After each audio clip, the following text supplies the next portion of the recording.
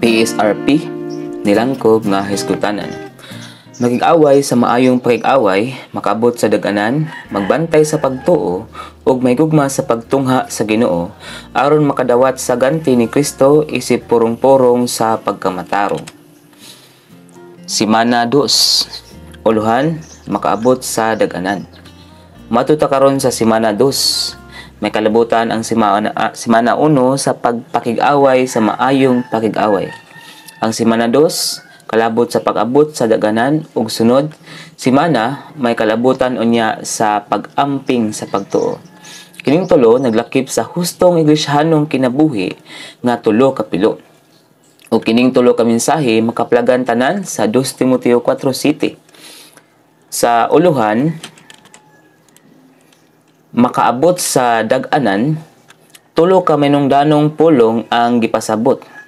Ang agianan, dagan og dag-anan. Wala tingali masulat ang pulong dagan apan gipasabot kini kay makaabot sa dag-anan kinahanglan man natong mudagan. Busa humani ning PSRP kinahanglang madasig ta sa tulo ka butang base sa tulo ka pulong nga gipasabot. Una, unsa man ang agianan. Ikaduha, unsaon man pagdagan. Ikatulo, dag-on gyud nato ang lumba. Kinahanglan masabtan nato kung unsa ang agianan kay base na guna-una ta nga naa na ta sa hustong agianan apan naa di ay sa sayop nga agianan. Busa nag-usik lang ka sa imong panahon ug dili gyud ka makadawat sa ganti. Dili ka tin-aw kung unsang agianan, saon man nimo pagdagan. Ikaduha, unsaon man pagdagan. Naa ka na tingali sa agianan. Busa ang maynungdanong butang kung unsaon pagdagan sa agianan. O ikatulo, humanon gyud nato ang lumba. Kay kining agianana, lumba man. Butang kini nga kinahanglan natong humanon. Maayo patingali ang imong pagdagan sa pagsugod sa lumba. Sa tunga-tunga sa lumba, mas maayo patingali ang imong pagdagan. Apan kung dili nimo humanon ang lumba, ang tanang niaging pagdagan mahimong makawang. Busa dag-on gyud nato ang lumba. Dunay duha ka Roman numeral kining mensahiya. Ang Roman numeral 1 nagpakita nato ni Pablo nga sumbanan kinsa nakahuman sa lumba. Ug ang Roman numeral number 2 nagpakita kanato sa tulo ka butang sa detalye nga kinahanglan natong hinumduman. Una, unsa man ang gianan. Ikaduha, unsaon pagdagan, ug ikatulo, dag-on gyud nato ang lumba. Roman numeral 1, si Pablo ingog sumbanan. Nakaabot nako sa daganan. 2 Timoteo 4 CTB. Naglagway kini sa panaw nga giagian ni Pablo. Giskutan ang pulong dagananan dinhi. Apan usahay ang dagananan mahimong panaw o lumba. Apan dunay kalainan. Ang pulong panaw nagpasabot nga dunay sinugdan og nagpadayong proseso. Dinhi naabot na ni Pablo ang dag-anan. Nahuman na ni Pablo ang iyang panaw, kay naanaa siya ni ining lumbaa, nagpadayon siya sa pagdagan, ug naabot ang dag-anan. Busa sa B, madaugon kaayong niingon si Pablo nga nakaabot na siya sa dag-anan.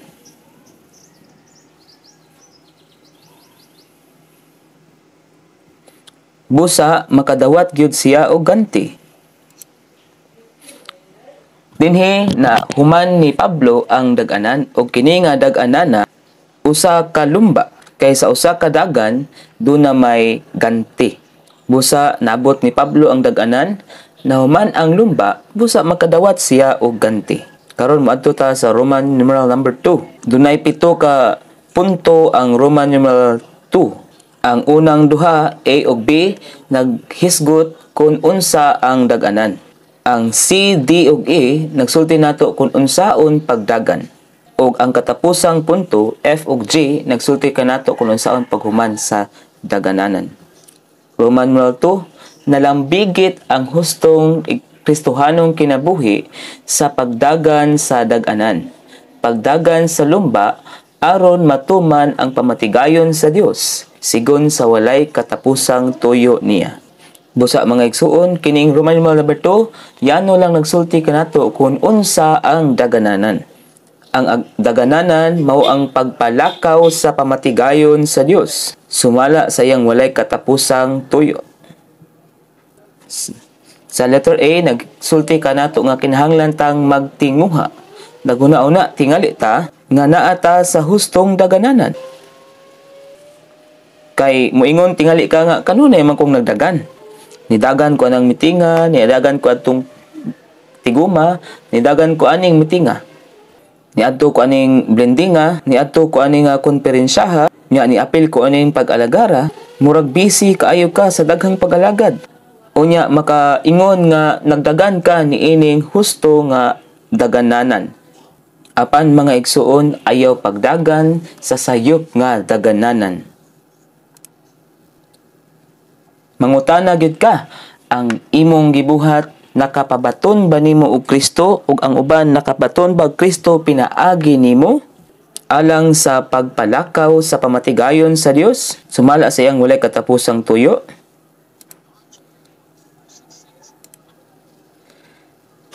John 14 verse 6. John 14 verse 6. Niingon ang Juan 14:6, ako ang dalan ug ang realidad ug ang kinabuhi. Walay makaadto sa Amahan kung dili pinaagi nako. Si Kristo ang dalan ug siya sad ang dagananan. Naglakip ang dagananan nga gihatag sa Ginoo kanato sa daghan kaayong mga butang sa pagsangyaw sa ebanghelyo, pagluwas sa mga makasala, paghimog tigom sa mga panimalay, pagatiman sa mga balaan sa ilang panimalay, dunay tigom sa panimalay, tigom sa lagsik nga mga grupo, distrito nga mga panagkatigom sa atong inadlaw nga pagkinabuhi. Kinahanglan tang madasig matag buntag og sa tigom sa adlaw sa Ginoo kinahanglan ta mo propesiya aron motabang sa pagtukod sa iglesia. Nining tanan nga mga butanga tinguhaon gyud nato nga makabaton ta og Kristo ug sa uban nga makabaton og Kristo pinaagi nato alang sa pagpalakaw sa pamatigayon sa Dios sumala sa iyang walay katapusang tuyo. Kini ang dagananan. Sa mga tao, basta naagay mamatay, maingon dayon sila nga kining tawhana nakahuman na gyud sa ihang lumba. Apan sa pananaon nga nakita nato, ang paghuman sa dagananan, pagpalakaw man sa walay katapusang pamatigayon sa Dios. Sumala sa iyang walay katapusang tuyo. Mahinungdanon sad ang ikaduhang punto sa letter A. Human ka nakakita niini og nakaplagan kini, kinahanglang magpadayon jud ka sa panaw aron mo dangat ka sa katapusan. Ang kanang bug-os sa imong kasing-kasing nagpasabot nga alang jud ka niana og sinsiro kay ka sa pagbuhat niana. Nganong kinahanglan bug-os man ta sa atong kasing-kasing nga magpadayon sa atong panaw? Kay sa letter B nagsaysay kanato nga kini nga panawa usa ka lumba. Duna kini ganti ug ang labing mahinungdanong punto sa lumba mao ang pagdagan. Sa lumba di lang kayano lang kang mulakaw. Nga mag-relax ra ka sa paglakaw. Unsa man praktikal nga makadagan? Kinahanglan planohon nato atong inadlaw nga pagkinabuhi. Sama sa kung kanus-a man ta intimate nga pagkontak sa Ginoo, suod nga pagkontak sa Ginoo. Kanus aman ta mo apil sa mga panagkatigom sa atong salapianong bahin, pila magkakaporsyento ang atong ihalad sa Ginoo. Duna gyud tay plano kay ang atong gidaganan lumba man, dili lang kay ato lang pasagdaan ang usa ka butang. Mudagan gyud ta. Karon maadto ta sa punto C, D ug E nga nagsulti nato kung unsaon pagdagat. Ningon ang C, kinahanglan ta nga malahutayong mudagan sa lumba nga naa sa unahan nato. Nagpasabot ang pagkamalahutayon nga abilidad sa nga makabarog sa mga kalisod o mga kaalistan. Dunay duha ka aspeto ang kahulugan niini. Ang usa sa negatibong bahin, dunay mga kalisdanan, dunay say mga o kaayuhan. Dunay mga pagbatok ang lumba nga atong gidaganan. Naglakip kinig mga sa dagananan nga alang sa pagtuman sa pamatigayon sa Dios, sumala siyang walay katapusang naagyoy kanunay nga mga pagsupak, duna gyoy mga pagantos. Ang tanang dagan supak yun kanunay sa hangin.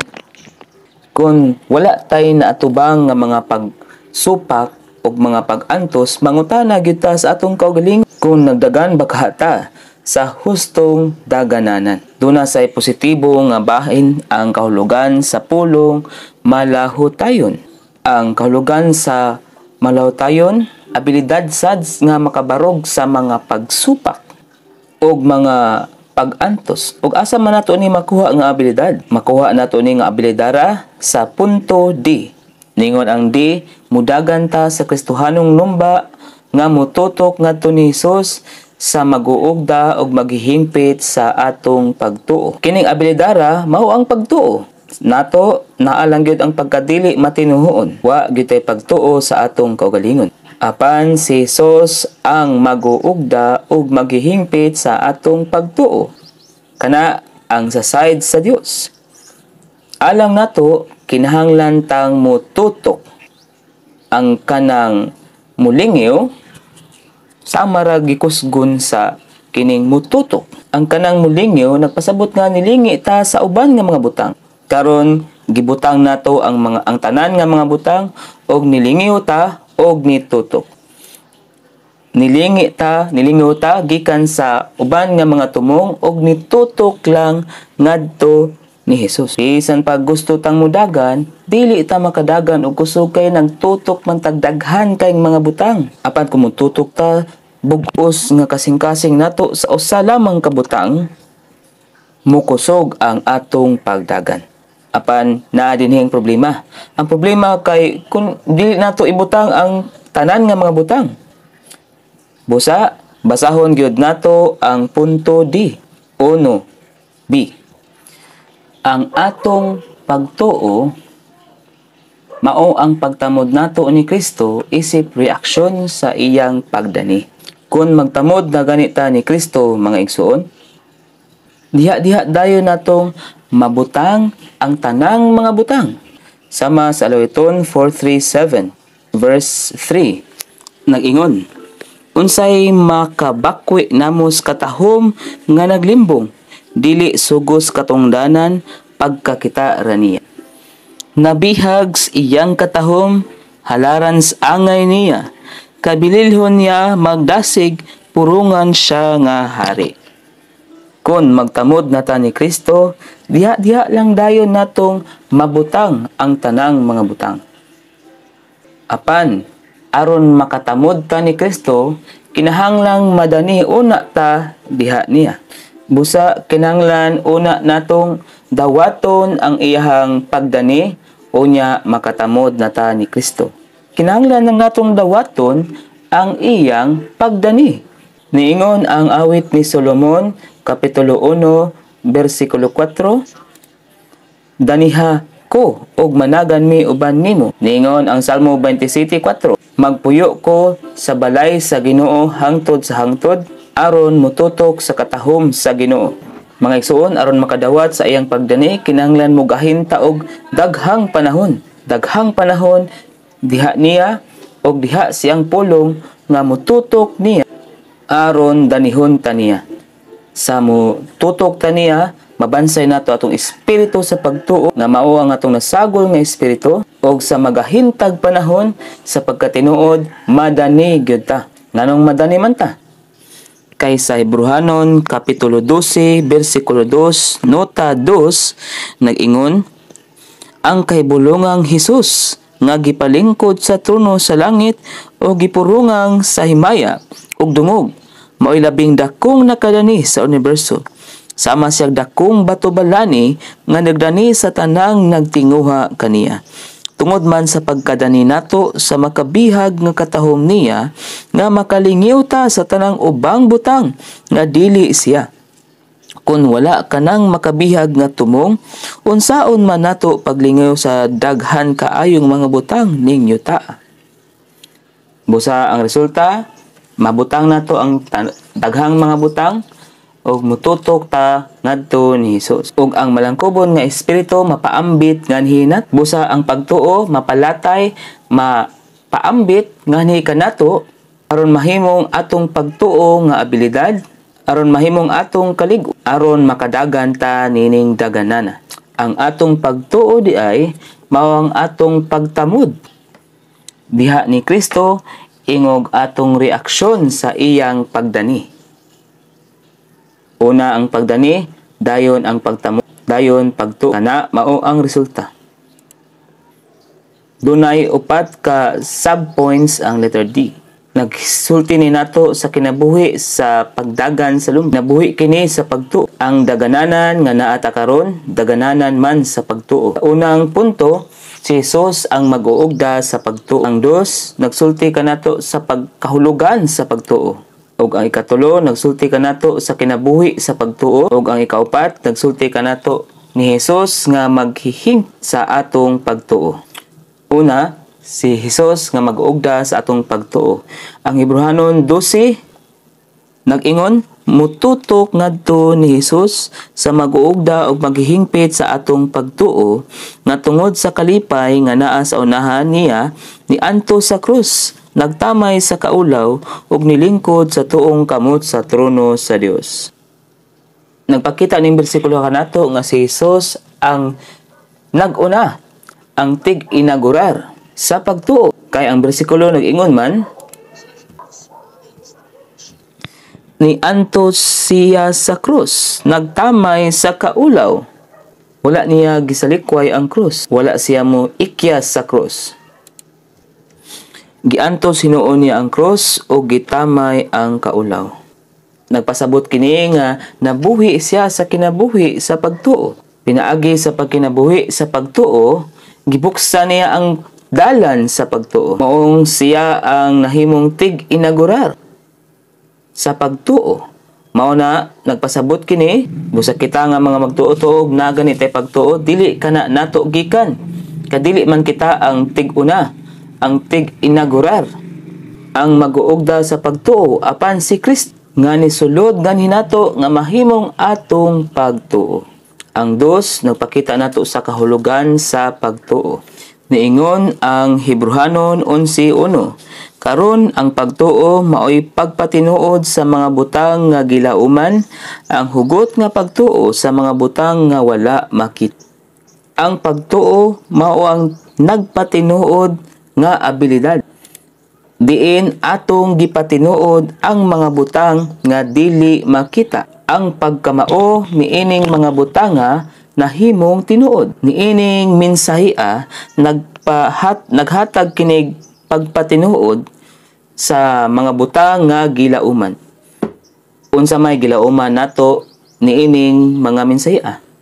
Mga igsoon, mahimo batang mga manaog makasugod bata sa lumba, makapadayon sa lumba o makahuman sa lumba? Kini ang atong gilauman. Sa atong kaugalingon, dili ta makahimo, apan makahimo ang Ginoo. Ang pagtuo naghatag og pagpatinuod sa mga butang nga gilauman nato. Og naglaom ta nga makaabot sa dag-anan og makabaton sa ganti. Ang tres, nagpakita kanato sa kinabuhi sa pagtuo. Sa mapadayon tang makabaton sa pagtuo, makakinabuhi ta sa kinabuhi sa pagtuo. Unsa man ang kinabuhi? Ang kinabuhi sa pagtuo mao ang nasulat sa 2 Korinto kapitulo 4 bersikulo 18 nga wala ta magtagad sa mga butang nga makita kundili sa mga butang nga dili makita.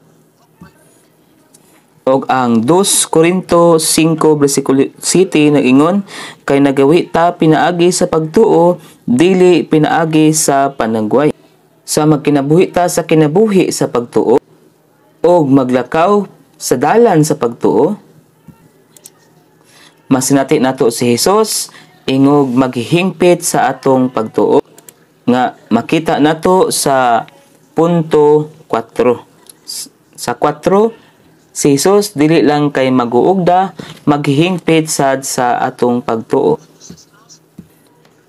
Dinhi gipatuhop sa Ginoo ang iyang pagtuo nga elemento aron makadagan ta sa langitnon nga lumba ug makakinabuhi sa langitnon nga kinabuhi dinhi sa yuta.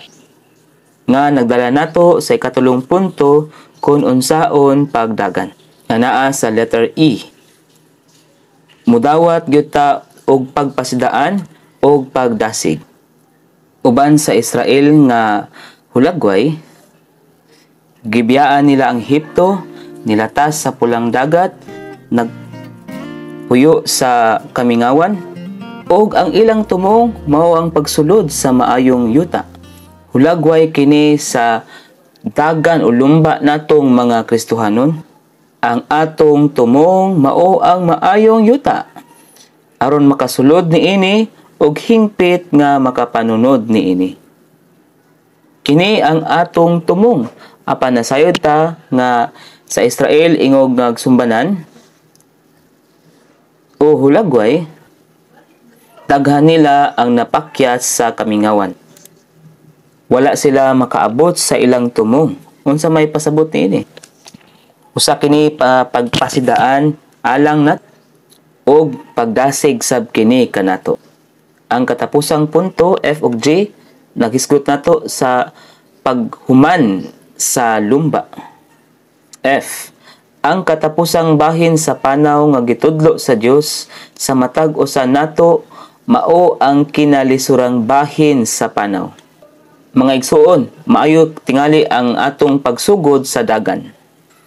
Sa tunga-tunga sa lumba, kinahanglan mo dagan pagitag mas labi pa. Apan sa katapusang bahin sa lumba, kinahanglan mo dagan ta sa kinamaayuhan nato. Unsa maning katapusang bahin sa atong lumba o sa atong dagan. Sa Marcos 6:48, nag-ingon, og sa pagkakita niya nga naglisod sila sa ilang pagbugsay, kay nisungsong man nila ang hangin, niadto siya nila sa mga ikaupat ang takna sa pagtukaw sa gabi, nga naglakaw ibabaw sa dagat, og buot unta niyang labyan sila. Nakita sa Ginoo ang iyang mga tinun-an dinhi, unya nakita niya sila nga gikapoy sa ilahang pagbugsay. Kay sungasong man kaayo ang hangin paingon nila. Nahitabo kini sa ikaupat nga takna sa pagtukaw sa gabi. Ang ikaupat nga takna sa gabi nagpasabot sa ikangit-ngit kaayo or labihan kangit-ngit nga bahin sa gabi. Sama gyud sa ikaduhang pag-anhi sa atong Ginoo. Og mga igsuon, naata sa ikaupat nga takna sa pagtukaw sa gabi. Dili na kaayo maayo ang pagbugsay sa mga magtotoo. Sungasong kaayo ang hangin. Kini ang panaw nga gitudlo sa Ginoo alang nila. Alang sa matag usa nato, kini ang kinalisurang bahin sa panaw. Unsaon man nato pagdagan mga igsuon?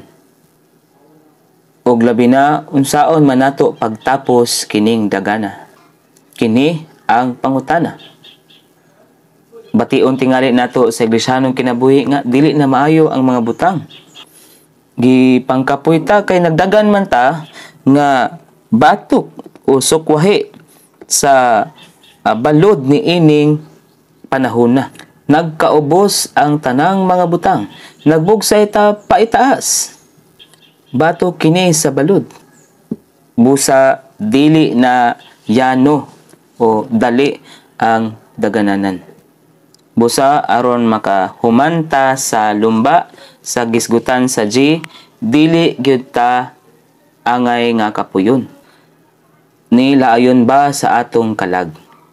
Ang kanang maluya nagpasabot nga wala nay kusog sa imuhang kalag. Muadto ka sa tigom, walay kusog. Mubasa siyang pulong, wala say kusog. Magampo, walay kusog. Magsangyaw sa ebanghelyo, wala say kusog. Mo propesiya, mo bulig, walay kusog. Murag ang tanan natong gipangbuhat, walay pulos. murag walay sulod o walay pulos. Atong Kristohanong kinabuhi, ang atong Iglesianong kinabuhi, nagpakita nga kita gikapoy, nagpakita nga nawad-an natag kusog. Apan mga igsuon, gikan kini sa kaaway. Kinahanglan di gyud ta mailad o malingla.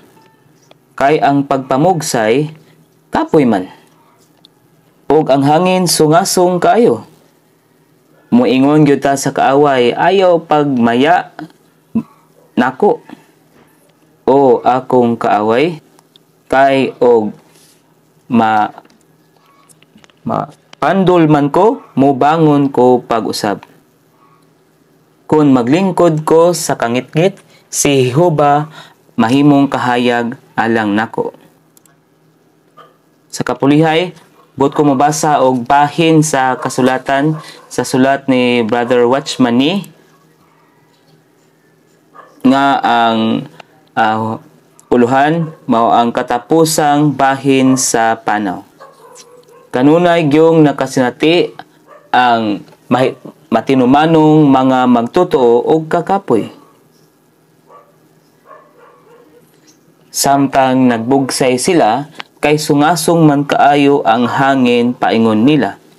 Dunay daghang mga pagtintal gikan sa daotang espiritu, o mas daghan pang kalibutanon kaysa sa una. Nyana nga kaliwatana pinaagi sa pagkuha sa panaw sa Ginoo,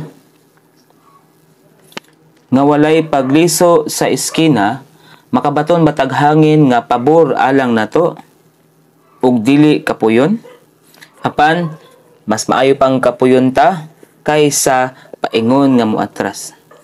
Mas maayo pang mga budlay ta sa pagpamugsay kaysa maglatagaw sa pagpaanod. Mas maayo pang kuhaon nato ang lisod nga bahin sa pagpanaw kaysa sayon nga dalan sa pagpaanod. Kung gusto tag pabor nga hangin, di na ta kinahanglang muliso pa. Muhunong lang ta og bugsay og ang hangin magpalit nato balik ngadto sa original nga dapit. Kanang magpaanod, wala na kinahanglan og kusog. Apan kung pilion nato nga mobarog nga malig-on, bation nato ang kakapoy. Kung magpauyo-uyon ta gamay, kompromiso o gamay, unya mag-backslide gamay, dalon ta balik sa hangin. Walay kusog nga gikinahanglan. Kanang may gugma sa Ginoo, dili na kakinahanglan og kinini ang pag-effort or pagpangabudlay. Ni ang pagsunod ba sa kalibutan na kinahanglan og pagpangabudlay. Ang pagbarog sa Ginoo sa pagkatinuod nag-imbitar gyud og sungaso nga hangin. Naagyoy daghan nga mga pagpangabudlay og pagpamugsay.